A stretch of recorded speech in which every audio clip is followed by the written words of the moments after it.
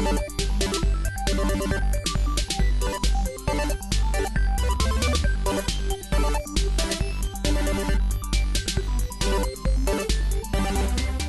you the same person you were a year ago?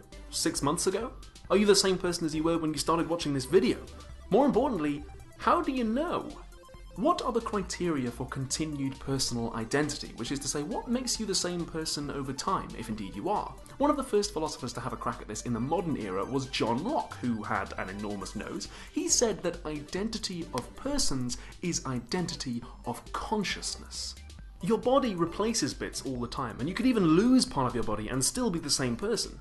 It even seems like it's logically possible to change your body entirely and still be the same person. What stays the same in those scenarios is your mind, specifically your memories. Now, it's tempting to include desires, hopes, beliefs, dreams, and so on, but you could change your desires, hopes, beliefs, dreams, and so on and still be the same person. So it looks like psychological continuity, which is to say memory, basically, is the criterion we need for personal identity. You are the same person you were a year ago because you remember being that person. This idea requires one additional modification, courtesy of Thomas Reid. Reid asked us to imagine a young boy who becomes a young officer who becomes an old general. We'd like to say that's all one person, but the old general might not remember being the young boy. His memories might have faded with time.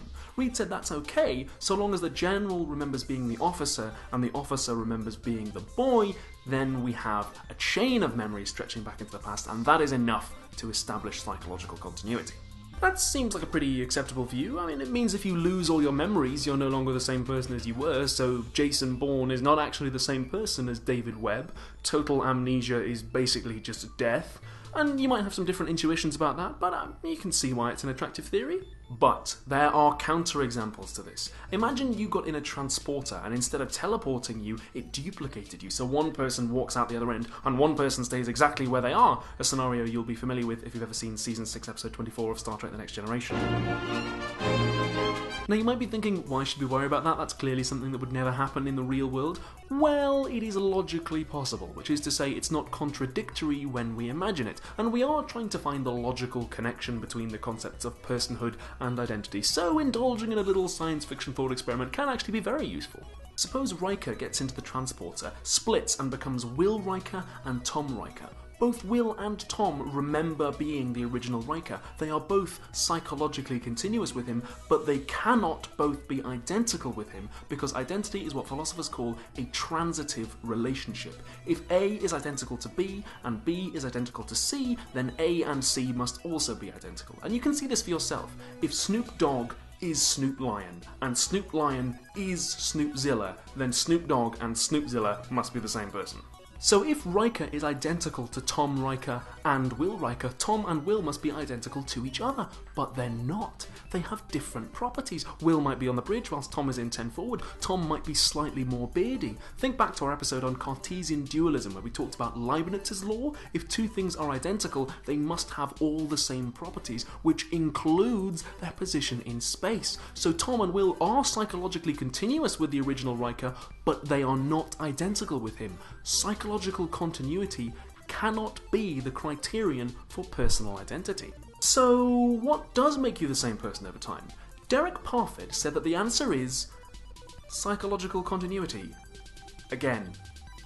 What?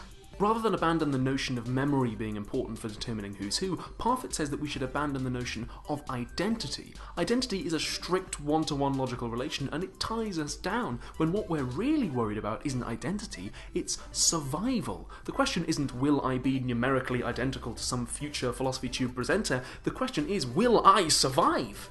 What Parfit thinks we should recognise is that one person might survive as two. So neither Tom nor Will are actually identical with the original Riker, but Riker does survive as both of them because his memories survive. Parfit tries to demonstrate this by taking the fission case and flipping it on its head. He asks us to imagine what would we say in a scenario where two people fused. You'd take two sets of desires and beliefs and hopes and put them into one body. Now certain members of those two sets are likely to be contradictory, so some of them will get eliminated from the final product.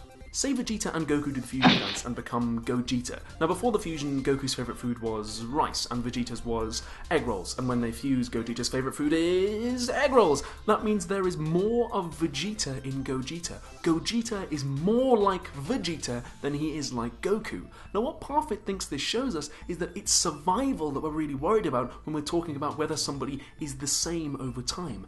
And that survival is a matter of degree. You can survive more or less, unlike identity, which is a strict, transitive, all-or-nothing deal.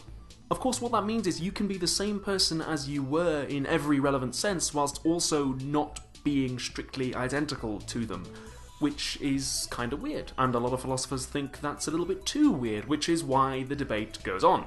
What do you guys think? What makes you the same person over time, if indeed you are? Is Parfit right that it's survival and not identity that we're really bothered about? Send me your questions, comments, queries and comebacks underneath the video on Facebook, Twitter or by email. There were a lot of votes last time to do an episode on aesthetics and it was really, really close, so I think the next episode will be about is beauty in the eye of the beholder. Subscribe to join the Philosophans and leave a like if you... Alright, time to start filming today's episode, I'm it.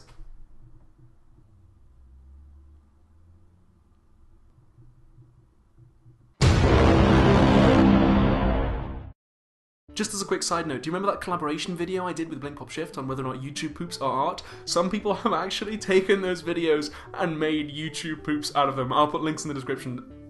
My day has been made. That's just so cool. It's so funny. I'm so flattered that somebody took the time to do that. I feel like I've arrived on YouTube now. This is like when you get your own Wikipedia page. Anyway, let's see what the Philosophers had to say about weakness of will. Fraser Greene, Claudius Kluwer and Ilan Bobev all said that maybe weakness of will comes from a failure to place long-term benefit over short-term benefit.